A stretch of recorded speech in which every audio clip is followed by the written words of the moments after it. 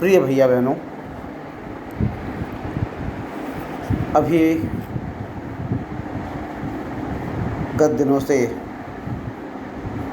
गद्यांश और पद्यांश आरोह से संबंधित पाठ पढ़ाए जा रहे थे। आज हम सब अपठित पद्यांश के विषय में चर्चा करेंगे। तो चलते हैं हम अपठित गद्यांशों के प्रश्नों के उत्तर। मैंने एक बार बताया था कि गद्यांश हो या पद्यांश, पठित गद्यांश और पद्यांश में और अपठित गद्यांश पद्यांश के प्रश्नोत्तर में थोड़ा अंतर है। पठित गद्यांश या पद्यांश के प्रश्नोत्तर, कोई भी गद्यांश दिया गया है, उसमें कोई पात्र या कोई विषय बिंदु दिया गया है, तो वह पूरी कविता से भाव लेते हुए प्रश्न आ जाते हैं। लेकिन इसमें अपठित में उसी कविता जो पद्यांश दिया गया है उतने में ही प्रश्नों के आंसर उत्तर लिखने हैं। तो जितनी कविता दी गई है उतने में ही देना। अपठित है, हमारे पास उतनी ही कविता दी गई है हमको या गद्यांश दिया गया है, उसी में से प्रश्नों के उत्तर छाटने। तो देखिए, एक कविता है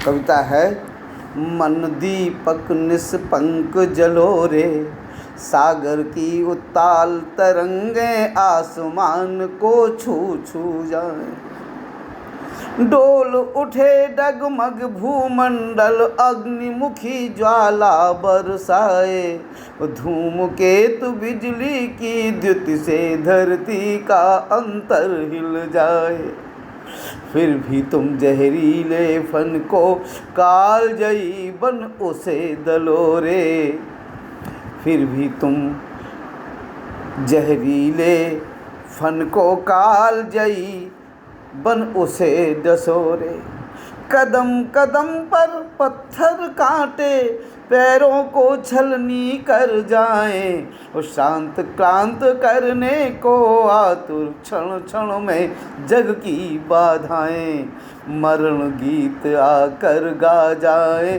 दिवस रात आपद विपदाएं, फिर भी तुम हिमपात तपन में बिना आह चुपचाप जलो रे, मन दीपक निष्पंक जलो रे, मन दीपक निष्पंक जलो रे, सागर की उच्छाल तरंगे आसमान को छू छू जाए। ये कविता है, बहुत सुंदर कविता है। अब इस काव्यांश में, कविता पूर्ण नहीं है, जिस कवि की भी है, इतने ही काव्यांश में से ही प्रश्न हैं और उनके उत्तर इसी काव्यांश से देने हैं, आपको कहीं इतर से नहीं देने। तो जैसे पहला प्रश्न है कि कविता किसे संबोधित और उसे क्या करने को कहा गया है। कविता में किसे, है ना, इस कविता में किसे संबोधित है या कविता किसे संबोधित है और उसे क्या करने को कहा गया है। तो सबसे पहले पहली पंक्ति में देखें, मन दीपक निष्पंक जलो रे, तो किसको संबोधित कर रही है कविता? मन को, अपने आप को, अपने अंतर मन को। तो कविता अपने अंतर मन को संबोधित कर रही है। अगला प्रश्न क्या है? कालजयी बनकर कैसी बाधाओं का, इसी में प्रश्न और था कि और उसे क्या करने को कहा गया, अंतर्मन को क्या करने को कहा गया है? उसे निडर होकर निरंतर जलते रहने को कहा गया है ना। मन दीपक निष्कंप जलो रे, पहली पंक्ति में इस प्रश्न के दोनों प्रश्नों का उत्तर है। पहले प्रश्न के फिर किसे संबोधित कर रही है कविता? मन रूपी दीपक को या अंतर्मन को। मन दीपक, यदि अलंकार आ जाए तो यहाँ पर रूपक अलंकार है। यदि प्रश्न आ जाए कि इसमें कौन सा अलंकार है, तो रूपक अलंकार है। तो मन दीपक, मन अपने अंतर, कविता किसको संबोधित है? अपने अंतर मन को, अपने मन रूपी दीपक को। और क्या करने को कह रही है? निष्कंप, निडर होकर जलते रहो, जलने रहने का प्रयोग के लिए कहा जा रहा है। दूसरा प्रश्न है कालजयी बनकर कैसी बाधाओं का दलन करने को कहा गया है। देखिए कविता को पढ़ेंगे तो समझ में आएगा अपने आप। कालजयी, कालजयी बन उसे दलोरे, फिर भी तुम जहरीले फन को कालजयी बन उसे दलोरे। तो इसका उत्तर कहाँ से मिलेगा? समुद्री तूफान, धूमकेतु, बिजली, आसमान को, सागर की उत्ताल तरंगे, यहीं से है। दूसरे लाइन से देख लीजिए, सागर की उत्ताल तरंगे था समुद्री तूफान, है ना, और भूचाल, डोल उठे डगमग भूमंडल, ऐसा भूचाल आ जाए, तूफान आ जाए, और ज्वालामुखी जल उठें, ठीक है ना। धूमकेतु जैसी विषैली बाधाओं को भी कालजयी बनकर तुम उनको, फिर भी तुम जहरीले फन को, इन जहरीले फन को कालजयी बनकर दबा दो, कुचल दो। प्रश्न है, कालजयी बनकर कैसी बाधाओं का दलन करने को कहा गया है?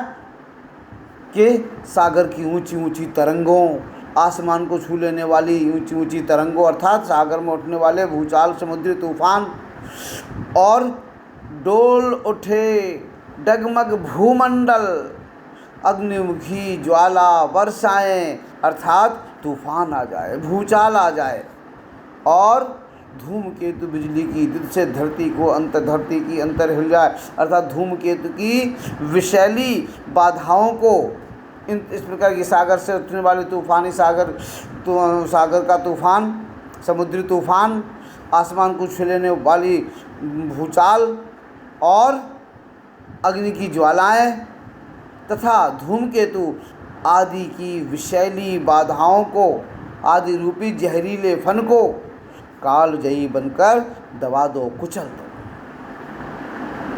अगला है, पत्थर कांटे किसके प्रतीक हैं? वे क्या कर सकते हैं पत्थर कांटे? कदम कदम पर पत्थर कांटे, पैरों को छलनी कर जाएं। प्रश्न क्या है? पत्थर कांटे किसके प्रतीक हैं? कदम कदम पर पत्थर कांटे, पैरों को छलनी कर जाएं, अर्थात पत्थर और कांटे लक्ष्य पथ पर आने वाले संकट के प्रतीक हैं। कदम कदम पर अर्थात अपने लक्ष्य पर बढ़ने वाले पथ पर जो बाधाएं हैं, आपत्तियां हैं, विपत्तियां हैं, वो कांटे हैं। तो उन कांटों को ये हमारे पाँवों को छल्ली बनाकर क्या करते हैं? उस पथ पर बढ़ने से रोकते हैं। प्रश्न है, पत्थर कांटे किसके प्रतीक है? वे क्या कर सकते हैं? तो वे हमें उस पथ पर, लक्ष्य के पथ पर बढ़ने से रोक सकते हैं। समझ में आ गया ना? पत्थर कांटे किसके प्रतीक है? तो पत्थर कांटे लक्ष्य के पथ पर बढ़ने वाले, लक्ष्य पथ पर बढ़ने के बीच में आने वाली बाधाएं, ये पत्थर कांटे हैं। और ये क्या कर सकते हैं? ये पैरों को छलनी करके लक्ष्य पर बढ़ने से रोक सकते हैं। ठीक है ना। अगला प्रश्न है, धरती का अंतर कैसे क्यों हिल जाता है? धरती का अंतर कैसे और क्यों हिल जाता है? जब समुद्री तूफान आता है, ज्वालामुखी फटता है और धूमकेतु टूटता है, तो धरती का अंतर हिल उठता है, अंतर भी हिलता है, उसे सर्वनाश का डर सताने लगता है ना। जब समुद्री तूफान, सागर की ऊंची ऊंची लहरें उठने लगती हैं, तूफान आता है, ज्वालामुखी फट उठता है ना, अग्निमुखी ज्वाला बरसाए, अर्थात ज्वालामुखी अग्नि को बरसाने लग जाए और धूमकेतु टूट टूट कर गिरने लग जाए, तो धरती का अंतर हिल जाए, धरती का अंतर हिल जाए, तो धरती का अंतर हिल उठता है, धरती काँप उठती है, उसे विनाश का भय लगने लगता है। और अंतिम है, अगला है, आशय स्पष्ट कीजिए। मन दीपक निष्कंप जलो रे। क्या आशय होगा उसका? मन रूपी दीपक, हे मन रूपी दीपक, तुम निडर होकर बिना कांपते हुए जलते रहो, अर्थात अपने पथ पर बढ़ते रहो। हे मन रूपी दीपक, जिस प्रकार दीपक का प्रतीक लिया गया है, तो दीपक को लौ बिल्कुल निष्कंप होकर जलती रहती है, तभी उस पर एकाग्रता बनती है। तो ऐसे ही हे मेरे मन रूपी दीपक, तुम निष्कंपित होकर विभिन्न बाधाओं से बिना विचलित हुए आगे की ओर बढ़ते चलो। ठीक है ना। अगली कविता देखें, दूसरी। नीण का निर्माण फिर नीण का निर्माण फिर नेह का आह्वान फिर वह उठी आंधी की नभ में छा गया सहसा अंधेरा। नीण का निर्माण फिर नेह का आह्वान फिर वह उठी आंधी की नभ में छा गया सहसा अंधेरा। धूली धूसर बादलों ने भूमि को इस भांति घेरा। रात सा दिन हो गया फिर रात आई और काली। लग रहा था अब न होगा इस निशा का फिर सवेरा। रात के उत्पाद भय से भीत जन जन भीत कण कण।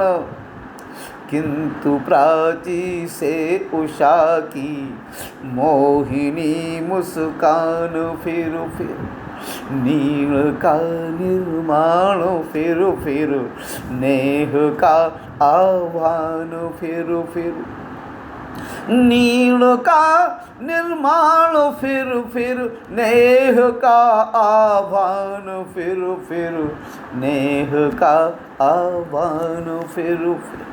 कविता को गा के पढ़ोगे ना तो कविता अपने भाव आपके मन में पैदा करती है।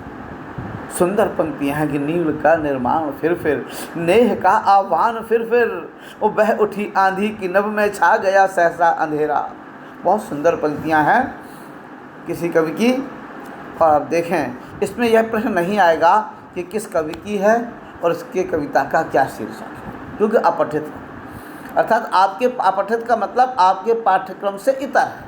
आपके पाठ्यक्रम में आरोह में या वितान में ये गद्यांश या पद्यांश नहीं दिए गए होंगे, वो कविताएं हैं, उनके प्रश्नों के उत्तर आपको करना है। इनका उद्देश्य क्या है अपठित गद्यांश का, कि आपको नई नई कविताएं मिलें, नए नए भाव मिलें, आपके अंदर भाव जागृत हों। ये अपठित गद्यांश पद्यांश आपके पठित गद्यांश पद्यांश के सहायक होते हैं। आपको कभी कभी आवश्यकता पड़ जाती है तो इस तरह के भाव दे सकते हैं। देखें, पहला प्रश्न है आंधी तथा बादल किसके प्रतीक हैं, इनके क्या परिणाम होते हैं। आंधी तथा बादल किसके प्रतीक हैं। बह उठी आंधी की नभ में छा गया सहसा अंधेरा। तो आंधी और बादल संकटों के प्रतीक। जब किसी पथ पर आगे बढ़ते हैं तो अचानक आंधी आ जाए, बादल घिर जाए, मतलब संकट आ गया, हमारे पथ के बाधक बन गए। तो आंधी और बादल संकटों के प्रतीक हैं, विनाश के चिन्ह हैं। इनके आने से मन में भय पैदा उत्पन्न हो जाता है और भय लगने लगता है। हम भयभीत हो जाते हैं कि हम आगे बढ़ पाएंगे कि नहीं बढ़ पाएंगे, अब सुख के दिन फिर नहीं आएंगे, और ऐसा लगने लगता है। ये बाधाएं के आने से हमारे लक्ष्य पर बढ़ने के बीच में जब ये आंधी और तूफान अंधेरा आ जाता तो लगता कि हम पथ पर नहीं बढ़ पाएंगे और हमको हमारे सुख के दिन नहीं आ पाएंगे। नेह का आह्वान फिर वो हमारा नेह का फिर हमारे वे नेह के दिन नहीं आ पाएंगे। अगला प्रश्न है कवि निर्माण का आह्वान क्यों करता है। नीण का निर्माण फिर तो निर्माण का आह्वान क्यों कर रहा है और नेह का आह्वान है। तो कवि सृजन और निर्माण में विश्वास रखता है। आशावादी होने के कारण वह निर्माण का निमंत्रण देता है। उसको आशा है कि सुख आएगा, हमारा पंथ हमको लक्ष्य मिलेगा। तो कवि आशावादी है और निर्माण तथा सृजन का पक्षधर है, इसीलिए वो नीर के निर्माण को बार बार निमंत्रण देता है। नीर का निर्माण फिर। और अगला है कवि किस बात से भयभीत है और क्यों। देखो, धूली धूसर लग रहा था अब न होगा इस निशा का फिर सवेरा। रात के उत्पाद भय से भीत जन जन भीत कण कण। भय और भीत यहाँ आया ना, तो कवि को प्रश्न क्या है, कवि किस बात से भयभीत है और क्यों है। कवि एक बार इतना भयभीत हो गया कि मानो अब अब फिर से सवेरा नहीं होगा। रात सा दिन हो गया फिर रात लग रहा था अब न होगा। उसके मन में किस बात का भय था कि शायद अब फिर से सवेरा नहीं होगा, अर्थात संकटों की रात अब नहीं जाएगी और संकटों की और सुखद सवेरा नहीं हो पाएगा। तो कवि को किस बात का भय था कि अब उसे लग रहा था कि अब फिर से सुख रूपी सवेरा नहीं होगा, लग रहा था अब न होगा। इस निशा का फिर सवेरा, इस संकटों की रात्र का अब सुबह होने वाला नहीं है। अगला प्रश्न क्या है? उषा की मुस्कान मानव मन को क्या प्रेरणा देती है? किंतु प्राची से उषा की मोहनी मुस्कान फिर और नील का निर्माण फिर नेह का आह्वान फिर ये किंतु प्राची दिशा है ना। उषा की मुस्कान मानव मन को क्या प्रेरणा देती है कि उषा की मुस्कान मानव मन को प्रेरणा देती है कि दुख के दिन थोड़े होते हैं। जैसी रात चली जाती है तो उषा मुस्कुराने लगती है, अर्थात प्रातः काल जब होता है तो लगता है जैसे मुस्कुराहट छा रही हो। तो उषा की मुस्कान मानव मन को प्रेरणा देती है कि ये दुख की बदली या दुख की रात या दुख की निशा, संकटों की निशा ये बीत जाएगी, ज़्यादा देर तक ठहरने वाली नहीं है, सुबह तो होगा ही, निराश मत हो। रात आई और काली का आशय स्पष्ट कीजिए। रात आई और काली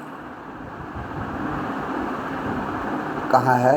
रात सा दिन हो गया फिर रात आई और काली, अर्थात विनाश रौद्र रूप धारण करके सामने आ गया है। सब जगह निराशा फैल गई है। रात आई और काली, और रात तो थी ही, आ ही रही है, लेकिन वो रात कैसी काली, अर्थात और भयानक आ रही है। तो अर्थात विनाश अपना रौद्र रूप धारण करके आ रहा है। इसीलिए कवि के मन में भयभीत और निराशा फैल जाती है, निराशा घर कर लेती है। ठीक है ना। तो ये कविता आपकी हो गई। अगली देखिए।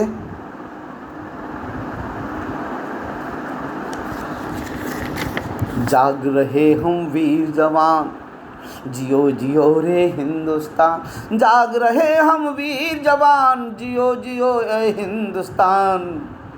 हम प्रभात की नई किरण है, हम दिन के आलोक नवल, हम नवीन भारत के सैनिक धीर वीर गंभीर अचल। हम प्रहरी ऊंचे हिमाद्र के सुरभि स्वर्ग की लेते हैं, हम हैं शांति दूत धरणी के छांव सभी को देते हैं।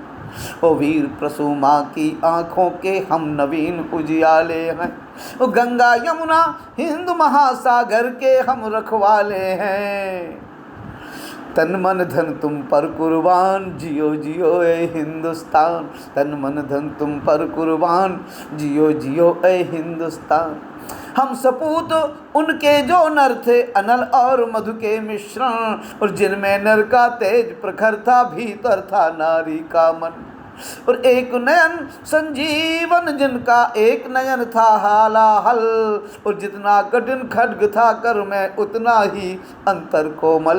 वो थर थर तीनों लोग कांपते, थर थर तीनों लोग कांपते थे जिनकी ललकारों पर, स्वर्ग नाचता था रण में जिनकी पवित्र तलवारों पर। हम उन वीरों की संतान जियो जियो ए हिंदुस्तान, हम उन वीरों की संतान जियो जियो ए हिंदुस्तान। बहुत सुंदर कविता है, वीर रस की सुंदर सी कविता है। मनों में उत्साह जागृत हो जाता है जब ऐसी कविताओं को पढ़ा जाता है। कवियों ने ही देश को स्वतंत्र कराने के लिए लोगों के अंदर, सोए हुए लोगों के अंदर उत्साह जागृत किया था। अपनी कविताओं के माध्यम से जो कवि थे, साहित्यकार थे, अपने गद्य या कविताओं के माध्यम से लोगों के बुझे हुए दीपकों को प्रज्वलित किया था, हृदय के दीपकों को प्रज्वलित किया था। तब देश का एक एक बच्चा स्वतंत्रता के लिए निकल पड़ा था। तो कविता है सुंदर, वीर रस की कविता है। चलिए इसके प्रश्नों को देखते हैं कि नवीन भारत से क्या तात्पर्य है। कवि का नवीन भारत से क्या तात्पर्य। जियो जाग रहे हम वीर जवान, जियो जियो ए हिंदुस्तान, हम प्रभात की नई किरण है, हम दिन के आलोक नवन, हम नवीन भारत के सैनिक। तो नवीन भारत से क्या मतलब है। आज का स्वतंत्र युवा भारत, जितना कठिन खड्ग था कर में उतना ही अंतर कोमल। वे पूर्वज, प्रश्न है नवीन भारत से क्या तात्पर्य है। तो नवीन भारत का मतलब आज का स्वतंत्र भारत। आज जो हमारा भारत स्वतंत्र हो गया है वह नवीन भारत। हम नवीन भारत के सैनिक, अर्थात हमारा देश जो पहले आज़ाद स्वतंत्र परतंत्र था वो अब देश हमारा कैसा हो गया है, स्वतंत्र हो गया है। अब हमारा देश नया नया हो गया है। तो नवीन भारत से मतलब हमारा स्वतंत्र भारत। अगला है उस पंक्ति को उद्धृत कीजिए जिसका आशय है कि भारतीय बाहर से चाहे कठोर दिखाई पड़े, उनका हृदय कोमल होता है। ये भारतीयता की पहचान है। ऊपर से कठोर भले हो लेकिन उनका अंतर्मन बड़ा कोमल होता है। तो वो पंक्ति कौन सी है। जितना खड्ग, देखो यही इसी में दी गई है ना, पंक्ति पूछी गई है।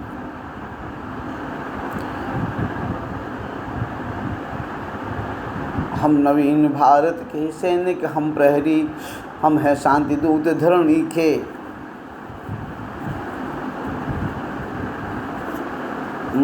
जितना कठिन खड्ग था करना, कहाँ गया है, जो इसी पंक्ति से ढूंढना है, इसी में से ढूंढना है।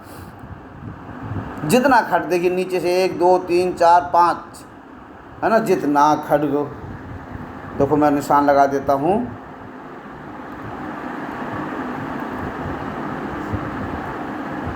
जितना खड्ग, ये देखो ये है ना कठिन, जितना कठिन, ये ऊपर वाली, जितना कठिन,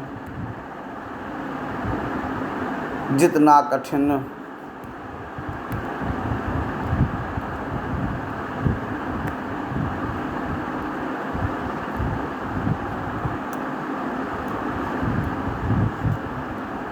तो जितना कठिन खड्ग था कर में उतना ही अंतर कोमल। मतलब कवि कह रहा है कि उस पंक्ति को उद्धृत कीजिए जिसका आशय है कि भारतीय बाहर से चाहे कठोर दिखाई पड़े, तो जितना कठिन खड्ग था कर में उतना ही अंतर कोमल, तो हृदय उतना ही कोमल है। अगला प्रश्न क्या है। हम उन वीरों की संतान, उन पूर्वज वीरों की कुछ विशेषताएं लिखिए। हम उन वीरों की संतान, किस वीरों की संतान है, तो उन पूर्वज जो हमारे वीर थे उनकी कुछ विशेषताएं प्रश्न पूछ रहा है कि उनकी क्या क्या विशेषताएं। तो वे पूर्वज कैसे थे, वीरता से भरे थे। कैसे, हम सपूत उनके जो नर थे अनल और मधु के मिश्रण, जिनमें नर का तेज प्रखर था, भीतर था नारी का मन, अर्थात भीतर उनका हृदय कोमल था, ऊपर से वह भयंकर वीर थे, अपराजेय थे, प्रेम की मूर्ति थे, है ना। तो ये हमारे पूर्वज वीरों की विशेषता थी। क्या विशेषता थी कि वे पराक्रमी थे, वीर थे, जिनमें नर का तेज प्रखर था, मनुष्यता का प्रखर तेज था, और भीतर उनका नारी का मन अर्थात कोमल मन था। एक नयन संजीवन जिनका, एक नयन था हालाहल, अर्थात एक नेत्र थे उनके संजीवनी थी, अर्थात लोगों को जीवित कर दें, दुखी मनों को प्राणदान दे दें। और एक ऐसा था कि शत्रुओं के लिए वो हलाहल जिस विष के समान थे। तो ये हमारे विशेषता थी उन वीरों की। वीर प्रसूमा किसे कहा गया है और क्यों कहा गया। वीर प्रसूमा भारत माता को कहा गया है। हम सपूत वीर प्रसूमा, अर्थात हम उस भारत माँ के पुत्र हैं। तो भारत माँ को वीर प्रसू कहा गया। और क्यों कहा गया, क्योंकि हम सब भारत माता की ही संतान हैं। ठीक है ना। अगला प्रश्न है, काव्यांश का केंद्रीय भाव संक्षेप में लिखिए। तो केंद्रीय भाव का मतलब होता है कि जो मुख्य उसका बिंदु क्या है, कविता का भाव क्या है। तो हम भारतीय जवान देशभक्त पूर्वजों की क्या लिख देंगे, इसका एक सारांश लिख देंगे छोटा सा, कि हम भारतीय जवान देशभक्त पूर्वजों की योग्य संतानें हैं, कुशल संतानें हैं। हमने अपने पूर्वजों की वीरता से और प्रेम, हमने अपने पूर्वजों से वीरता और प्रेम दोनों का पाठ पढ़ा है, दोनों की शिक्षा ग्रहण की है। क्योंकि हमारे पूर्वज वीर भी थे और प्रेम से भरे हुए भी थे। इसी के बल पर हम भारत माता की रक्षा करेंगे और विश्व को शांति प्रदान करेंगे। ये इसका केंद्रीय भाव हो गया है। और एक और अंतिम कविता,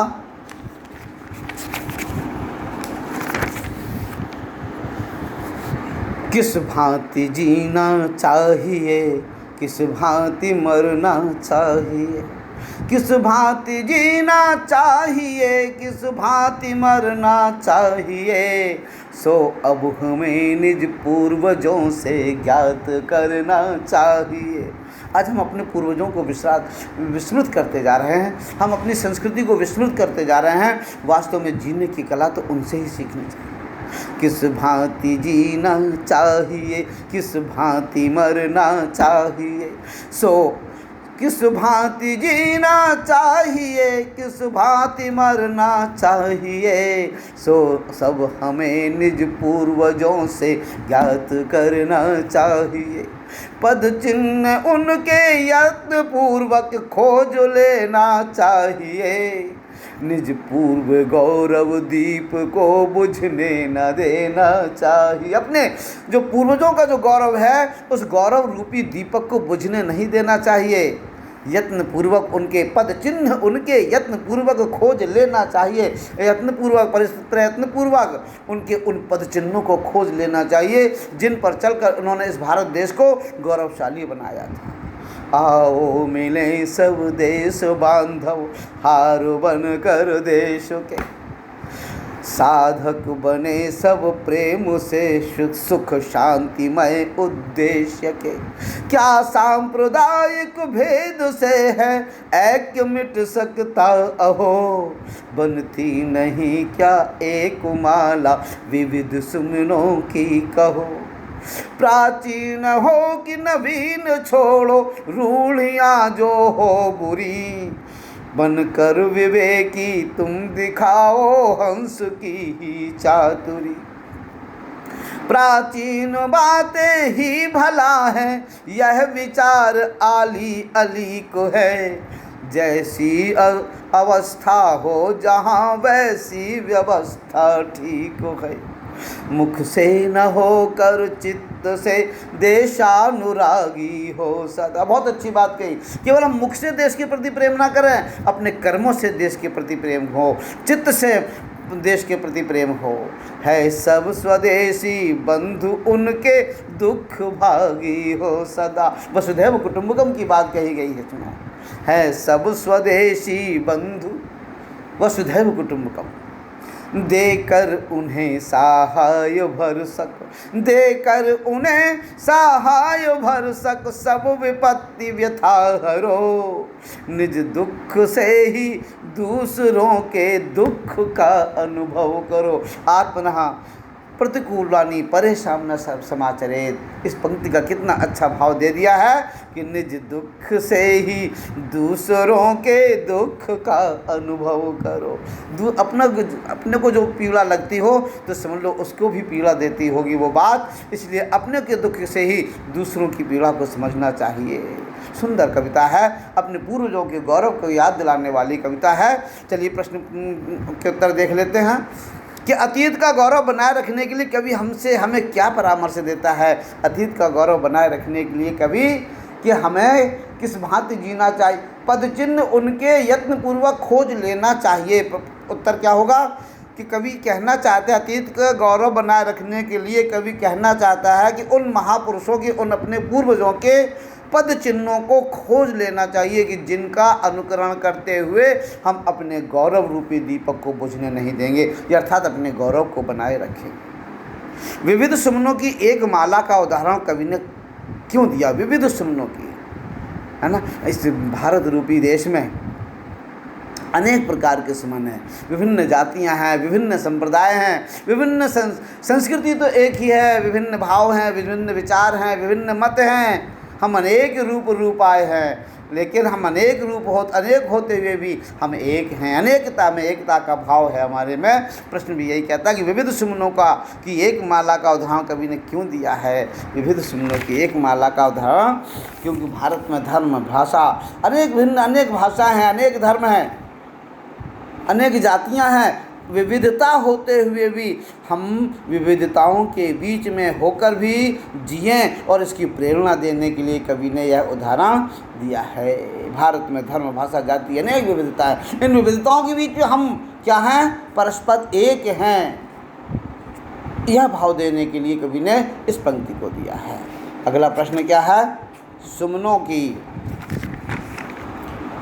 उन पंक्तियों को उद्धृत कीजिए जिसमें कहा गया है कि पुराना होने से कोई बात अच्छी नहीं हो जाती, हमें विवेक पूर्वक उनको परख लेना चाहिए। पुरानी हो जाने से, है ना, ये प्रश्न है कि उन पंक्तियों को उद्धृत कीजिए जिनमें कहा गया कि पुराना होने से कोई बात अच्छी नहीं। जरूरी नहीं कि पुरानी हर बात अच्छी हो, हमें उसको परख भी लेना चाहिए। तो वो पंक्ति कहाँ है कि प्राचीन हो कि नवीन छोड़ो, रूढ़ियाँ जो हो बुरी, बनकर विवेकी तुम दिखाओ हंस की ही चादर। इन पंक्तियों में स्पष्ट है कि हमें प्राचीन बातें सब सही हैं ऐसा नहीं, हमको विचार भी कर लेना चाहिए। अगला प्रश्न है कि अपने देशवासियों के साथ हमारा व्यवहार कैसा होना चाहिए? बंधुवत होना चाहिए। कैसा व्यवहार होना चाहिए?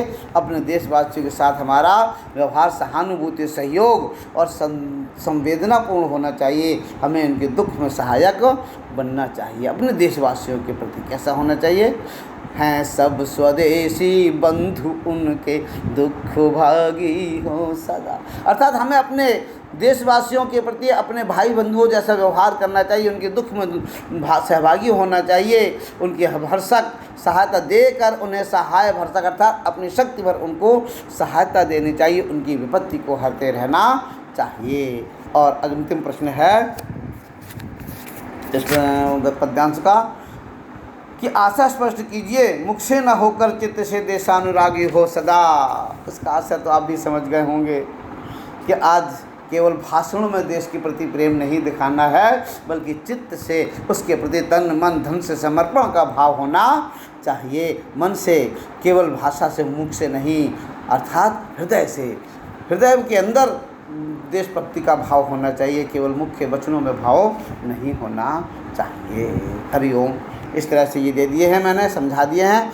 इनके प्रश्नोत्तर मैं लिखित भी आपके पास भेज दूंगा।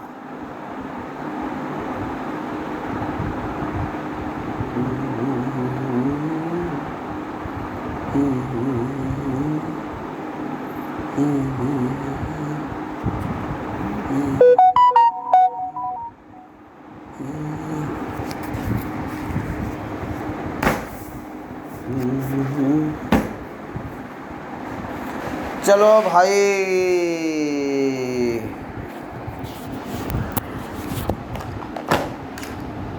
जिंदगी के दुखद क्षण भी आज ऐसे बीतते हैं, जिंदगी के दुखद क्षण भी आज सुख में बीत जाएं, धैर्य के हम पथ बनाएं, धैर्य के हम पथ बनाएं।